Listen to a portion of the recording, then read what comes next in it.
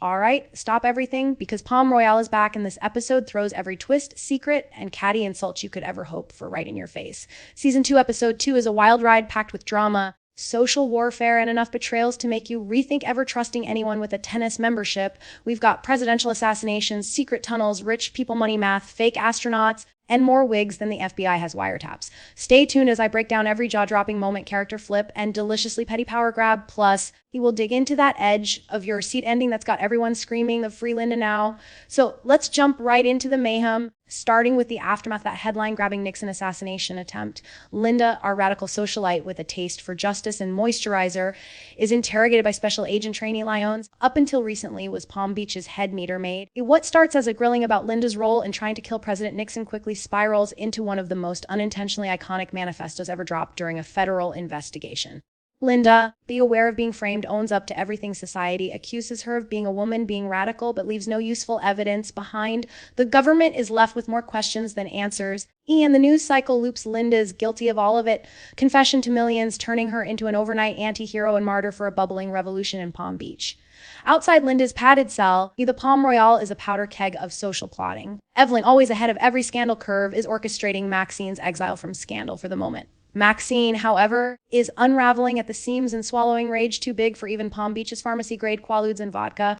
Rather than fade away quietly, Maxine be Linda's conservator, meaning she controls Linda's estate. Kaching, determined to clear Linda's name by any means, including offering up a 75,000 bounty for anyone who can capture the missing fugitive Mary Davidzel, the real trigger woman behind the Nixon incident. The Palm Beach sisterhood rallies, even as Linda languishes in her cell. Kevin and other friends are banned from meaningful help, but the revolution is taking root. Maxine, never one to back down, plots with Linda to blackmail the government debts if Mary doesn't turn up. They'll release dirt on high-level officials. Linda scribbles out the dossier, their insurance policy, but wouldn't you know it, Maxine's convoluted paper chase passes the hot potato to Douglas, then to Perry, and eventually to the FBI, unwittingly landing Linda in even hotter water. It's chaos, it's dangerous, and no one is really sure who's pulling which strings or which string was tied to an assassination plot. Meanwhile, Evelyn demands a retraction from the local rag for rumors linking her to a much younger tennis pro. But her real business is at City Hall. He's securing a marriage license for a totally transactional marriage with Eduardo Miguel Martinez. He's after a green card. She's feeling verdant. Palm Beach weddings are less about romance and more about social mobility, with emeralds before 5 p.m. and truss oaks tailored for exiled divorcees. The real shock comes when Evelyn and Maxine discover, thanks to tightly held Delacourt family trust secrets, that they're not fighting for scraps but for $80 million.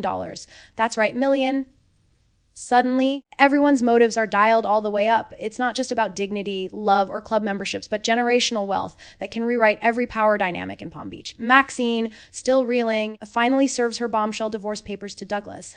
This is a pivotal scene. She's done living under his shadow and wants her power back, even as Douglas is forced to marry Mitzi, the real mother of his soon-to-be heir, to keep those buckets of Delacourt cash flowing. Mitzi's own feelings are ambiguous, a powerful maybe at best, but the pressure to perform for the family forge is real and relentless. Back to the criminal caper side, ZD Mary, whose ghostly bootlegger romance is both hilarious and poignant, is still on the run. Maxine and the girls channel their inner Ocean's 11, plotting Linda's escape using Prohibition-era tunnels beneath Palm Beach, dodging police, FBI, and inevitably their own guilty consciences. Virginia, the sharp-witted FBI agent with a chip on her shoulder and an affection for subversives, is caught between her duty and her loyalty to these chaotic queens. The episode's heart is here. Amidst all the sniping and scheming, there's real friendship and solidarity between the women, even as they hug with one eye on the exit and one hand on a stolen wig. But let's not forget the men, mostly clueless, sometimes threatening, barely ever helpful.